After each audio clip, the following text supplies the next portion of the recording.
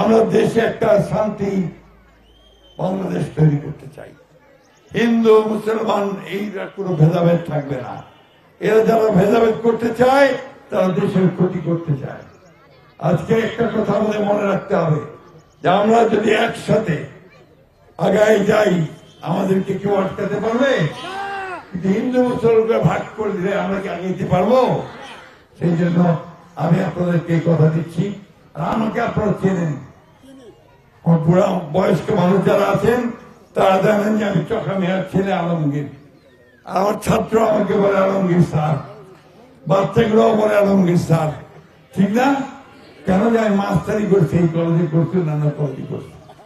তা আমি এটুকু আপনাদের গলায় জোর গলায় বলতে পারি যে আপনাদের আমানত, যেটা ভোটের আমানত, যেটা দায়িত্ব আমি নিব, তার খেয়ানত আমি করবো না ইনশাআল্লাহ।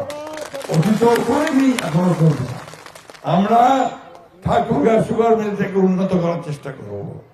আমরা ইপিজেড তৈরি করে এখানে আরো কলকারখানা তৈরি করার চেষ্টা করব, যাতে করে আমাদের মানুষ কাজ কাম পায়। আমাদের কৃষিভিত্তিক শিল্প আমরা এখানে গড়ে তুলব। মেডিকেল কলেজ চাইছে অনেকে, আমরা ইনশাআল্লাহ মেডিকেল কলেজ করব।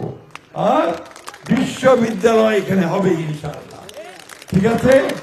আর আপনাদের অন্যান্য যে স্থানীয় শ্মশানের একটা সমস্যা আছে, নদীর মধ্যে চলে যাচ্ছে, এটাও যেন না যায় সে ব্যবস্থা আমরা করবো ইনশাআল্লাহ।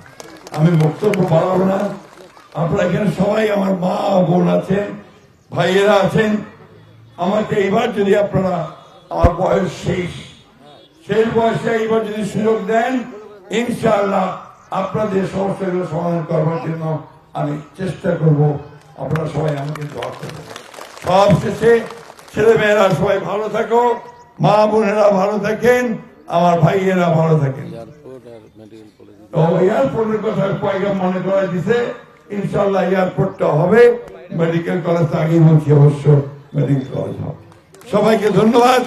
আর আমার যে বাচ্চাগুলোর যে মায়েরা আমাকে 500 টাকা দিয়েছেন, আমি সেটা রাখে দিব, খরচ করবো না।